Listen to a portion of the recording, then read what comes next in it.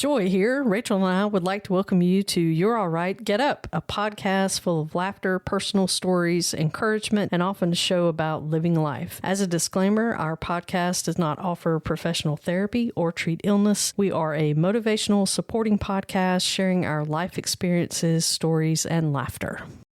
We should just do that prior to each get hyped. I feel like yours is coming off as a monkey and mine's a dog. By the way, I can do a pretty good monkey, I feel like. You can? Yes. Oh, please. Because Brian always says I don't, but then when we were with his niece, he's like, she does a pretty good monkey if you want to get her. Because sometimes I walk up the steps on all four. I'm chasing after the dogs. Oh, the truth comes out. Okay. Is there video anywhere? No, thank goodness, because I'm like, no, I don't know if I can pull it off. I'm not chasing a dog while I'm going, ooh. That is good. Thank you. And then imagine the dog just going nuts, I felt like I needed a treat there for a minute. It was like, there's just anything that I can do to egg on my dogs. See? You can do it. See, your dogs are calm. Your dogs are calm. Yeah. They're like cool and collected, and mine are just like crazy. Yeah. Because I'm like chasing them and telling them they're silly. Right. And then getting all excited.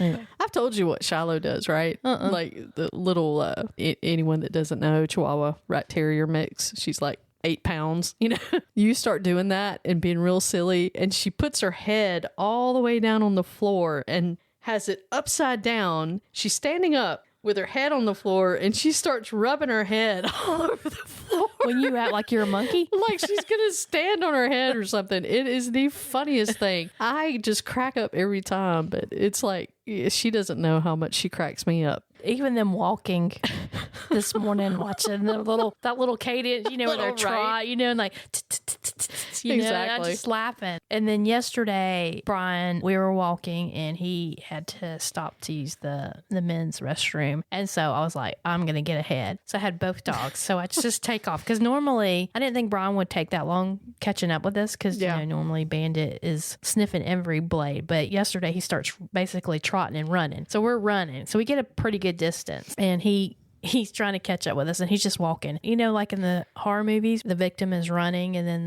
the killer's just walking casually. Imagine that's Brian. Yeah, and exactly. I just keep looking behind and I start laughing, and I'm like, I got the two dogs, with a long retractable leash, and I'm going, yeah, like I'm on a wagon. Right. And they're heading up, and then Brian, he's like whistling for them and stuff. So they're trying to like, what's he doing back there? I was like, no, we gotta come. We gotta go. And so he started getting pretty close, and Bandit's stopping, and I keep looking back at this point because he's caught up with us pretty much. Yeah. And every time I look back, he's so close, but he's not quite there. And then I realized what he was doing was he was stopping when we were stopping. But I didn't know it. And I just bust out laughing. And I guess I was laughing so hard at the man that passed us on the opposite side. He starts laughing too. I was like, you see what he's doing? He makes me think he's going to catch up with us and take his dog. So I'm not having to do two dogs. Because that's a talent. Yeah. Multiple dogs. Right. I don't see how the people in these large metro areas have 5 or 6 dogs that they walk. I know. That's crazy. But anyway. I don't see it either. There's not anything really to the point of that story. Oh, you want to know a highlight while we were going to Shreveport in the motorhome, and we're all up front. There's 2 people in the front seat, like one in the driver, one in the passenger, and then Dad's sitting in the recliner, and the dogs are sitting there with him. Next to him is a dinette bench that's got stuff on it, like bags and blankets and stuff like that. Normally, a bag like this would have been put away already, like in a cabinet, okay? But it got left in the bag, probably by me. Glad you own it. And, the fact that I don't know that I remembered that all that stuff was in there, because what happens is it comes in the house and it gets cleaned, then it gets put in a bag, and then that bag gets put back in the motorhome. But the problem is that with everything else that was happening at the moment, that task of putting that away kind of got forgotten. So we're going down the road, and the roads get kind of rough in a certain area. And all of a sudden, because it's rough, that bag starts moving and moving and moving and moving closer to the edge of that dinette. And just all of a sudden when no one's paying attention and everybody is in La La Land somewhere, that thing comes off of there and it's bam, smash. I mean, it makes like this kaboom sound. We're like, what was that? Everybody's freaking out. Everybody's losing their mind. The dogs are panting. And it's like, what was that? You know? And so I hop up real quick and I look. I'm like, oh my gosh. I'm like, it was this bag. And there's 2 Corningware on top. Oh my gosh. In this bag. It's one of those zipper cooling bags, right? And I carefully unzip it. Because I can't remember all what's in there. There's like metal silverware. There's some plastic cups. There's a couple of glass bowls. 2 big Corningwares. Luckily, the Corningwares made it. The glass bowls, they're about the size of cereal bowls and stuff on the bottom, completely shattered. Oh no! It's that, yeah. And so anyway, that was our big surprise while we were going on our trip. Like, wake up! Yeah. Oh my gosh, it was terrible. I highly recommend don't do that. Really? Is that one of your top 10 recommendations for motorhome travel? Back pocket knowledge. There you go. Just wait till we do our motivational mayhem. Right. I'm excited about that. It'll be fun. All right. So I want to tell this story about my daddy. He was just a funny guy. He was the kind of dude that just had a great sense of humor. He hit it well. Most people didn't know it. You know what I mean? He would surprise you, right? Years ago, I'm going to go back to when he was a younger guy. There's a picture around here somewhere where he dressed up like a little cowboy, right? Aww. Now how old is he? He's probably in his 20s. Aww. And he went and got some real shaggy like clothes, and he dressed up like a cowboy, and he put like a little toy gun thing on his belt. And he's got that look on his face. The picture's adorable, but he's got that look on his face of a cowboy with his grin kind of crooked and his hat on, crooked, and it's just real cute because you can see the humor in it. This story is really about him wanting a truck, a pickup. He loved trucks and he wanted a truck. He had a car for the longest time and he had to settle, which he would always make sure mama had a really great car or something to drive. And then he would kind of settle with what was left over, right. Or it was just kind of the guy that he was. But he always wanted a pickup and he was constantly doing stuff outside all the time. So he would come home from working like a security guard. Prior to that, he had actually a couple of businesses where he drove a route. He'd drive a truck. But then he got a job working at a nearby hospital as a security guard. So when he would get home, 3:30, 4 o'clock in the afternoon, he would just change clothes and he would go straight outside because he just loved being outdoors. So he wanted a truck that he could haul stuff in and do stuff outside and that kind of thing. Before he got his pickup, he had this little car that we called like the Gremlin. It was a Maverick.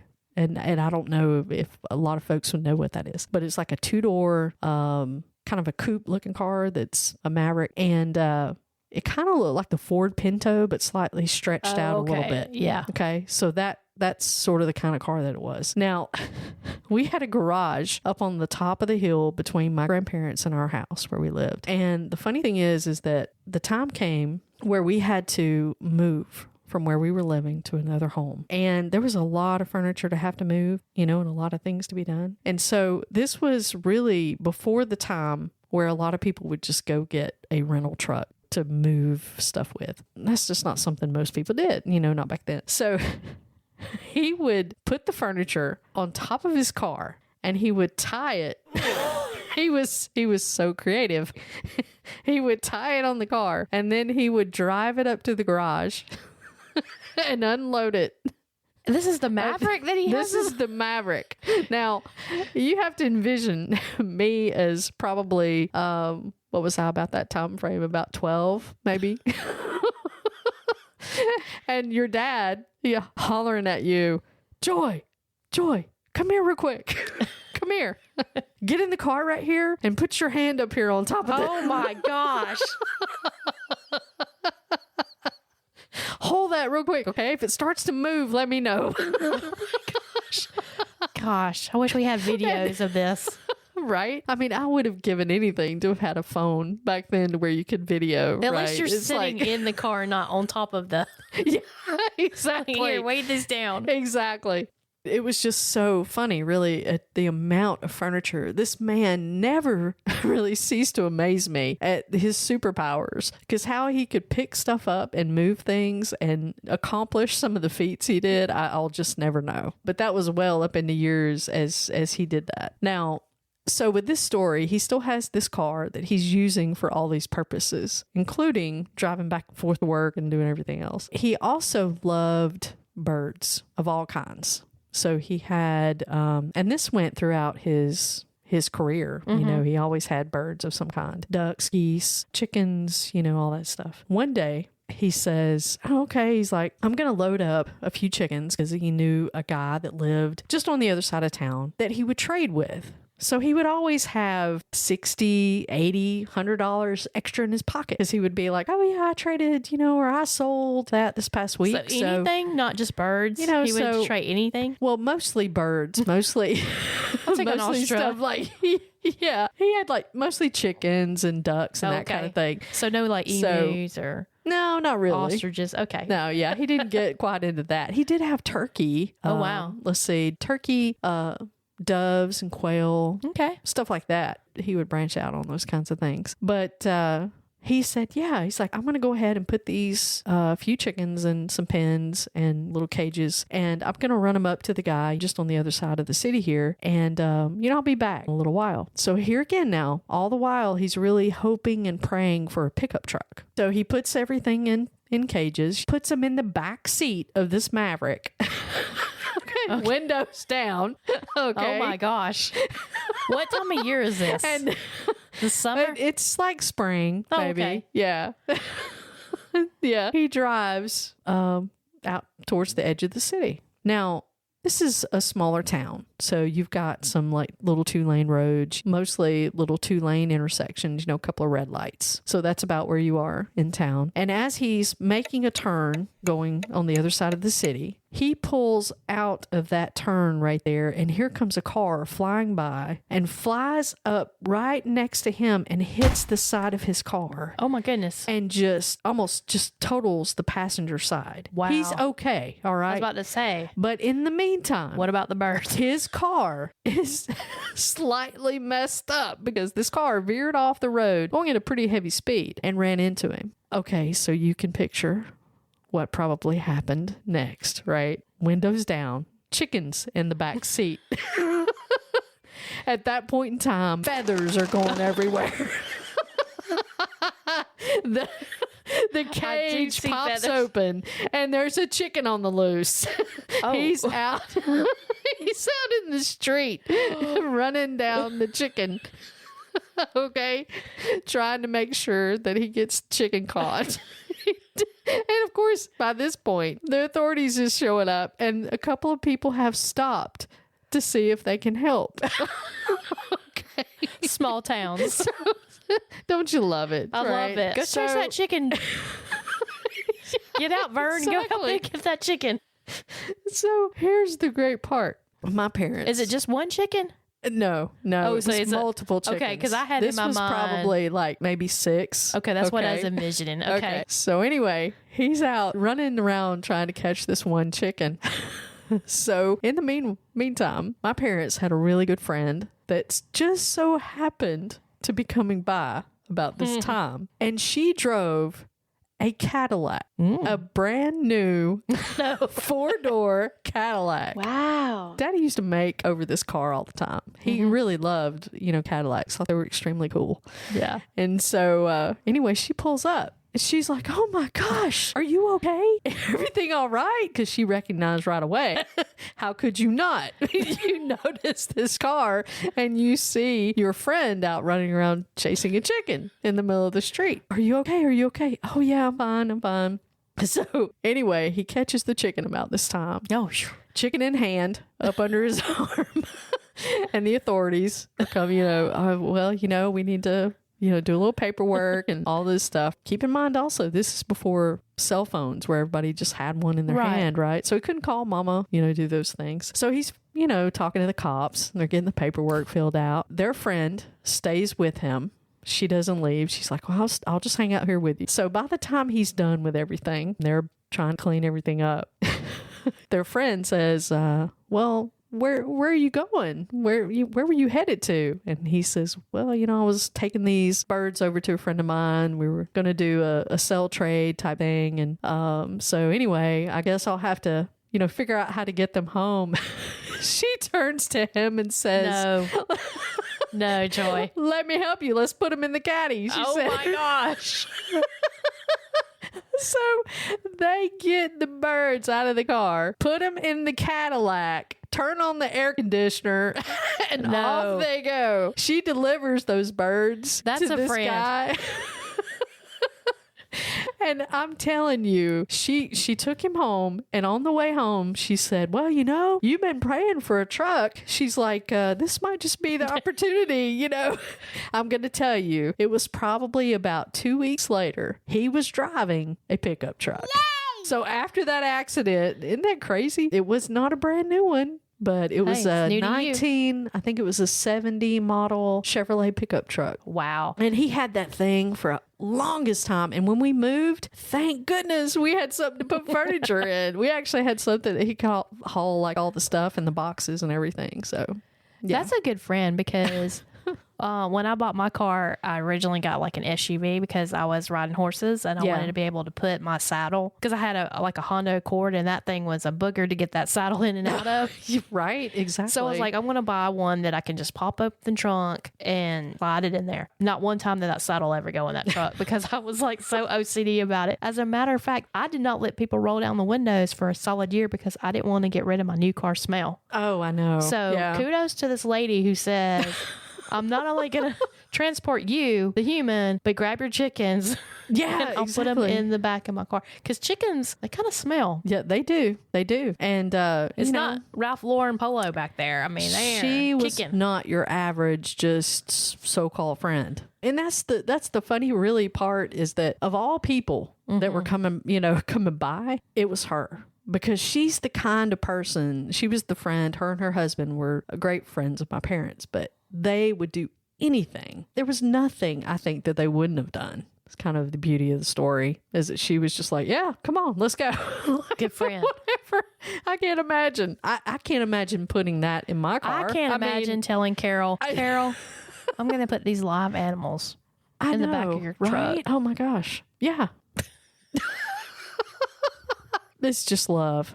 I'm telling you.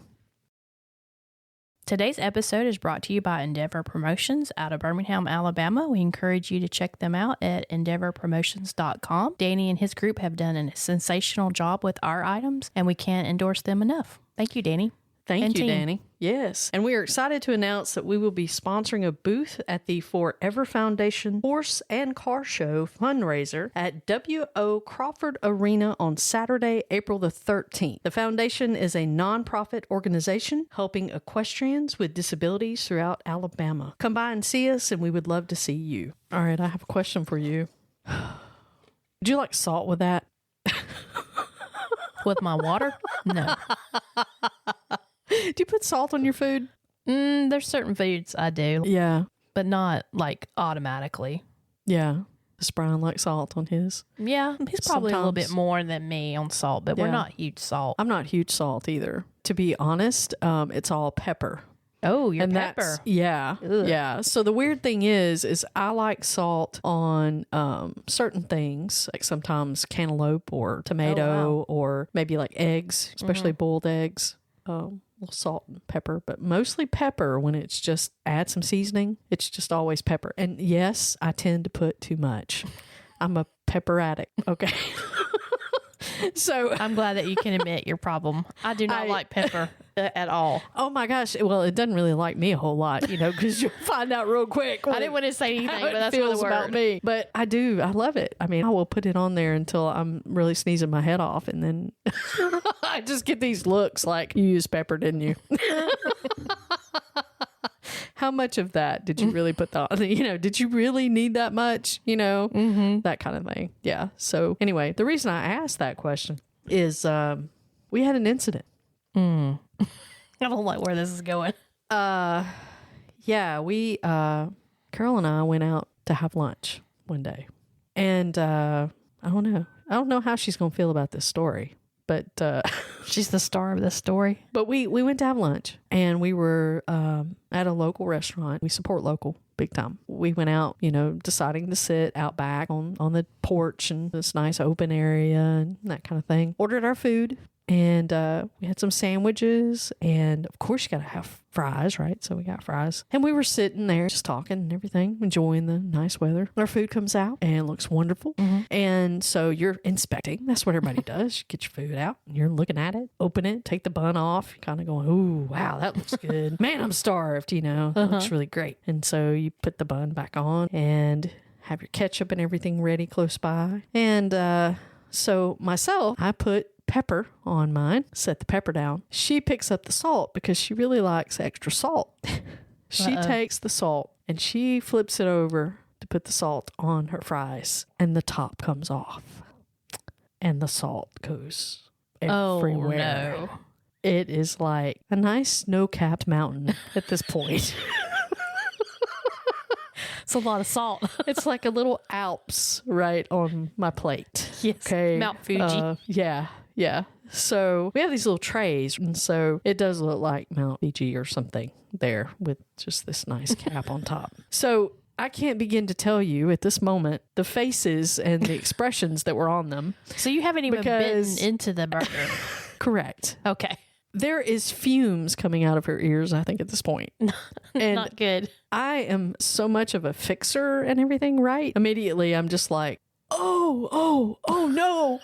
Oh, I can fix it. And so that is hard to come back from. I'm grabbing like the tray and I'm reaching over, and all of a sudden it's like fumes still coming out of her ears. And she's like, don't touch it. Like you could do any worse. Like, right. Don't make it worse. You're going to make it worse. Don't rub it. Don't touch it. Let it be. Yeah, exactly. So now it becomes this thing about I'm wanting to fix it, and I'm like, here, you can just have mine. No, and that makes it even worse because it's like, you can't give me your food. Your food has pepper all over it. I'm not going to touch that. So as you can imagine, going back and forth at this point of, oh my gosh, I'll go get you more, right? I'll just go order some more. No. At this point, it's embarrassing, right? I'm so hungry, I'm going to eat more. I'm just at this point so overdone with the fact that there is a snow-capped mountain on my plate. So, and yet the fact more than anything that somebody left the top. That's so aggravating. They should be beat with a wet noodle. Right. Exactly.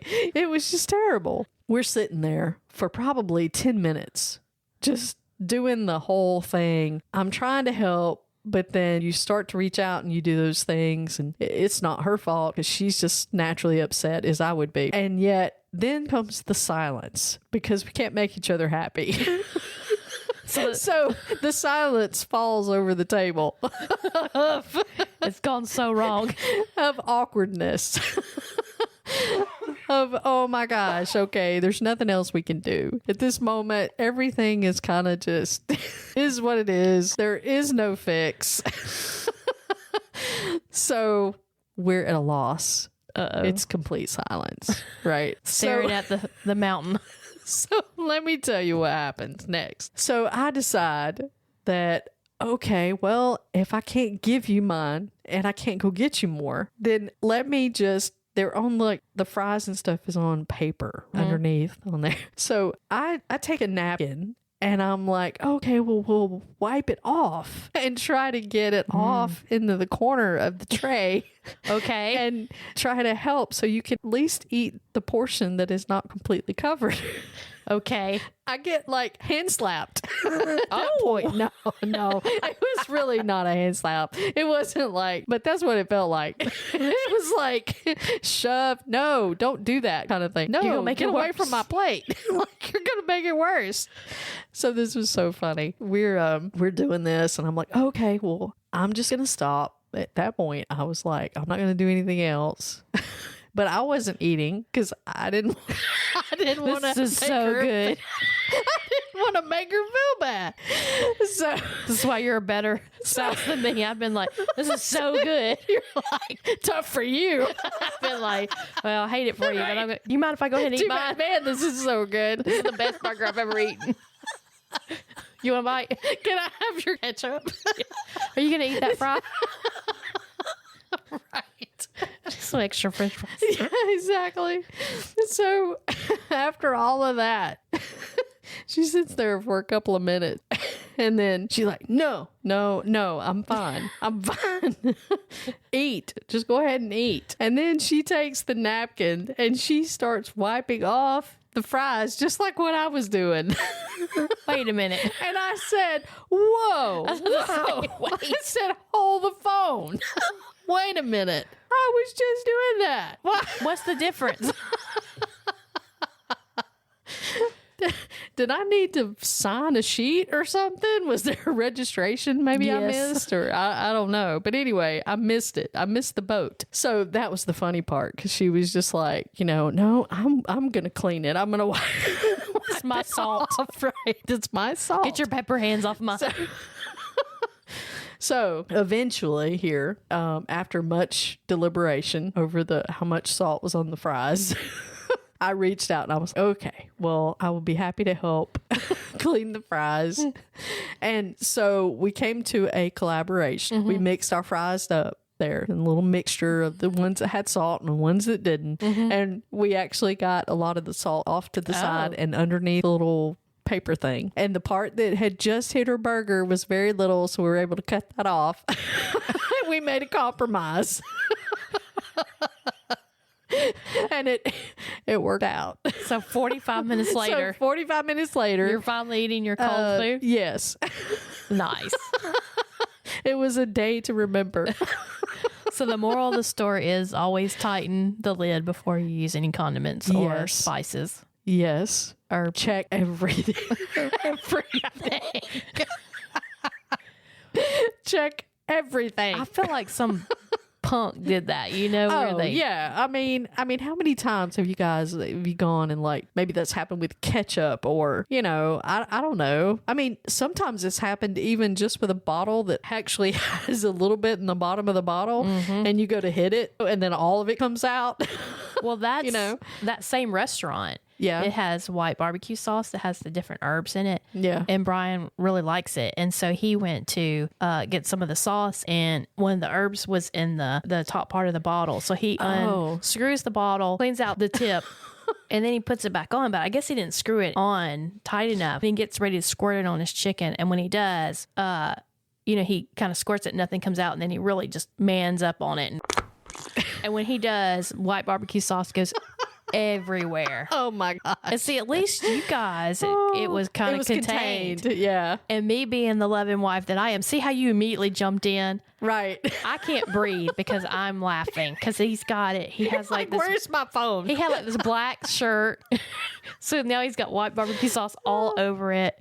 There's white barbecue sauce all over the table. And this is what got me laughing so hard is he got white barbecue sauce on the floor and it went into his shoe. And then that's when I lost it, when he's having to clean his shoe. And I cannot breathe. I'm laughing so hard. Oh my gosh. See, that's the difference. Good wife, bad wife. Oh no, I know. There was plenty of laughing, but it was like, I mean, I couldn't even breathe. And then I'm taking pictures and he's like, oh man. But I did the same thing. You want me to go get you another? I had a different entree, so I couldn't even say here. Yeah. But I did offer to go get him a replacement or share with mine. But right. I did do that after I took all the video and the picture evidence. The shoe. Cleaning white barbecue out of the shoe, that just owned me. Oh man. And but he, luckily, most of it went on his shirt and not on his food, so he was able to eat it. Oh goodness. So always check your seasoning containers. Yeah, and your sauces for that matter. Yeah, I mean, just go ahead and do a quick check. Yeah, but usually I'm only using ketchup. Yeah, I'm not using a lot of other things. Mm-hmm. Yeah, the same. I usually just ketchup. Pepper. Oh yeah, good stuff. But man, I'd love to hear some other people tell a little story. If you have something, you can email us, phone call. What is your seasoning? Yeah, what is your seasoning catastrophe? What's your condiment calamity? Yeah, exactly. Hashtag comedy calamity. That's awesome. Yeah, we'd love to hear it. You guys reach out to us and we'll make that happen. So we talked about today times when things just don't go right and things are a mess. Oh my goodness. There can be feathers everywhere. You can have feathers in your hair. You can have chickens in your car. You can smell like a chicken. You could look like a chicken. But you know what? Your bestest friends and the people who care about you are going to show up. They're going to show up and they're going to show out and they're going to help you. When you're in a jam, when you have an accident, something happens, you fall down, you're chasing a chicken in the middle of the road, your buddy's going to be there. And I just think that's the coolest thing. So I want you to remember that, and I want you to treat your buddies with respect and kindness. Reach out to them. If they're in a jam, you know what? Because they need you just like you need them. And let's be good to each other and good to ourselves. We love you guys very much. I want you to remember that you are stronger than you think. Don't give up. And if you feel overwhelmed and you can't do it on your own, reach out to a caring friend, a pastor, or counselor. And if you feel like you've reached rock bottom, the National Suicide and Crisis Lifeline has caring people available 24/7. And they can be reached by dialing or texting 988. Stay true to yourself, embrace the power of kindness, and know that you matter. Till next time, friends.